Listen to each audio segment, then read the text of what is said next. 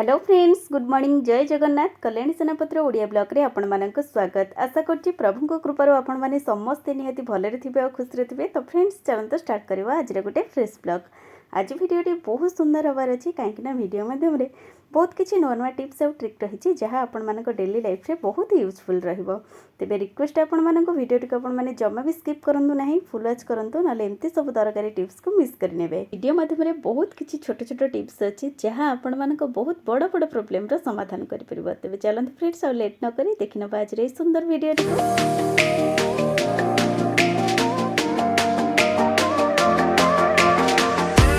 मैंने सबुदिन पर video start करने पूर्व आपण मानक से गोटे रिक्वेस्ट, जदि भी कहीं अच्छी आपण मानक भितर चैनल नुआ अच्छा प्रथम पाखर थी बेल आइकन को प्रेस कर चैनल को सब्सक्राइब करनी ताकि मोर वीडियो प्रथम नोटिफिकेशन आपण मानक पाखे पहुँच और आपण मानकर ये टिके सपोर्ट मत आगक जावाक निहाती मोटिवेट करिवो बा मो पई आशीर्वाद भली निहाती काम करिवो।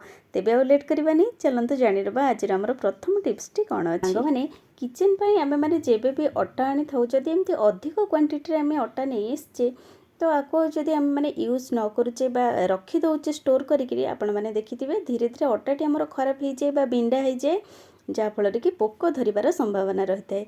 तो जदि आपण मैंने अटाटी को स्टोर करुँच कि आपण मैंने कौन लंग टूर बाहर को जाऊँच 15 दिन मसपाई आपण मानक रहीबार अच्छी आ बिल्कुल भी अटा आपण मानकर यूज हबार नहीं। तो एमती यूज करुवा अटाटी आपण मैंने जदि रखी दौरान देखिए फेरला बेल को अटा डबारे किसी बैड स्मेल होगा सहित अटारे धीरे धीरे एमती बिंडा हो पोक लगी जाती। खास करी से आज सुंदर टिप्स, जेबे भी आपण मैंने अटा को स्टोर करुँच आम मैंने किचन यूज करुवा हेंगू डब्बा को एमती अटा डब्बा भितर रखी नियंतु आ हेंगू डब्बा उपरे एमती अल्प मात्रा गोटे छोट होल बनै दिंतु जमती हेंगूर स्मेलटी आम अटा डब्बा भितर एमती स्प्रेड होकर रहिबो। अटा डब्बाटी को आपण मैंने कभर कर चाहिए मासे 2 मास एमती रखिपारे, देखिए अटारे बिल्कुल भी पोक लगे ना। यूज करुवा अटा डब्बा भितर कौन से बैड स्मेल हेबो नहीं। आई होप ए टिप्स आपण मानक पई निहाती हेल्पफुल रहिबो और बहुत लॉन्ग टाइम पर्यंत आपण माने अटा को मध्य यूज करि परिबे और ए हेंगू को मध्य आपण माने यूज करि परिबे अटा डब्बारू एमती काढी सारिबा परे। आशा करूची नेक्स्ट टाइम आपण माने जेबे भी एमती अधिक परिमाण में अटा को स्टोर करूचंती ए टिप्स को निहाती भाबे फॉलो करिवे। तबे फ्रेंड्स चलंतु जानिबा हमर नेक्स्ट टिप्स कोन अछि। सांग माने हेल्दी रहिबा पई आमे माने फ्रूट्स सहित ड्राई फ्रूट मध्य प्रिफर करथाउ, किंतु जदि ड्राई फ्रूट रो पैकेट हो किंबा आमे माने बाहर एमती स्टोर करूचे यहाँ जल्दी खराब हो जाए बा नष्ट हो जाए किंबा यादरे पिंपुड़ी लगिबार मध्य संभावना रही है। तो से आज आपण मानक गोटे सुंदर टिप्स कहबी जहाँ माध्यम कि आपण माने एई सब ड्राई फ्रूट को बहुत लॉन्ग टाइम पर्यंत यूज करें और केबे भी ये ड्राई फ्रूट खराब हेबो नहीं। तो से ये देखो आपण मान पाखे जिते भी ड्राई फ्रूट आउ जो भेराइटर अच्छी भी आपण मैंने नहीं पारे। तो ये देखो मुझे काजू नहीं आ सहित आलमंड नहीं। प्रथम तो जेकोसी ड्राई फ्रूट के आपण मैंने यूज करुँच बाहर बिल्कुल भी रखु ना, कारण आपण मैंने फ्रिज रे जदि रखी यूज करुँच बहुत लॉन्ग टाइम पर्यंत फ्रेश रहा बिल्कुल भी खराब हेबो नहीं। आमे मैंने जदि बाहर या रखी यूज करुचे ड्राई फ्रूट रे मॉइस्चर आसवा फल ड्राई फ्रूट जल्दी एमती तेल बोली जाए बा नष्ट हो जाए।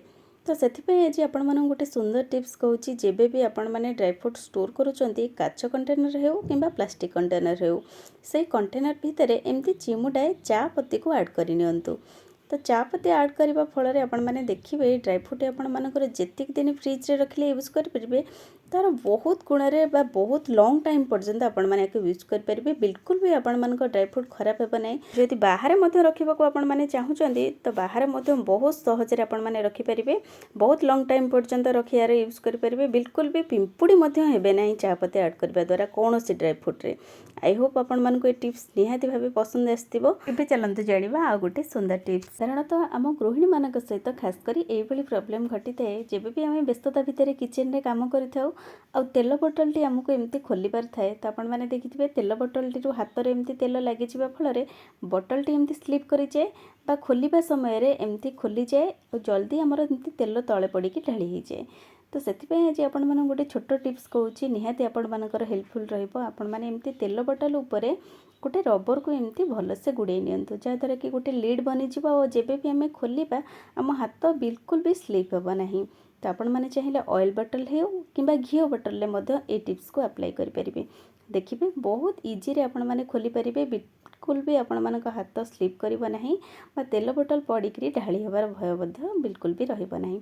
आशा करछि टिप्स आपण मानक पई निहाती हेल्पफुल रहिबो। एबे चलंतु जानिबा आ गोटे सुंदर टिप्स।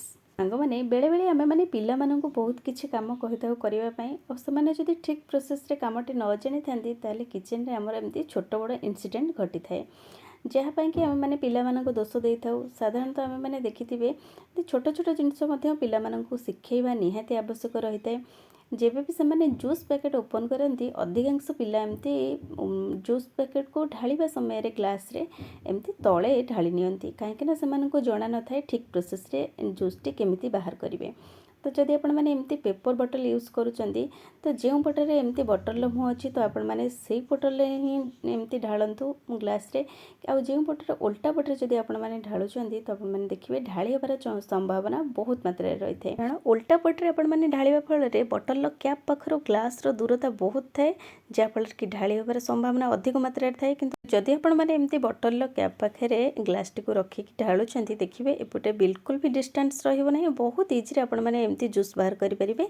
बिल्कुल भी गोटे ड्रप जूस आपण मानकर तले पड़े नहीं। तो निहाती आपण मैंने पिला माननकु एमती छोट छोट टिप्स सिखांतु जहाँकि सेमानक पई हेल्पफुल रहइबो। एबे चलंतु जानिबा आ गोटे सुंदर टिप्स। सांग माने साधारणतः हम लेडीज माने जेकोनोसी पूजा ओकेजन हेउ किंबा पार्टी फंक्शन साड़ी सहित एभली हेवी इयरिंग पिंधिबा पई बहुत पसंद लागि थाए। किंतु प्रॉब्लम सेतबेले होइताए जेबे भी आमे बार बार जदि एभली इमिटेशन रो कोनोसी इयरिंग लगाउचे आम कान होल टी एमती बड़ होई जाए जहाँफल कि इयरिंग टी एमती तलको झुलिकी रही थाए। बिल्कुल भी भल लगे नहीं बा अधिक समय आमे माने एमती हेवी इयरिंग बिल्कुल भी पिंधि पारु नाही कानटी हमर एमती दरज हो जाए। सेथिपई आज आपण मानक गोटे सुंदर टिप्स कहबी जहाँफल कि आपण माने हेवी इयरिंग को बहुत सहज रे एमती पिंधि पारिबे और बिल्कुल भी इयरिंग आपण मानकर एमती तलको झुलिबो नाही। जदि आपण मानक कानर होल बड़ होई थाए तो आपण माने निहाती भाबे ए टिप्स टी को देखंतु बा फॉलो करंतु।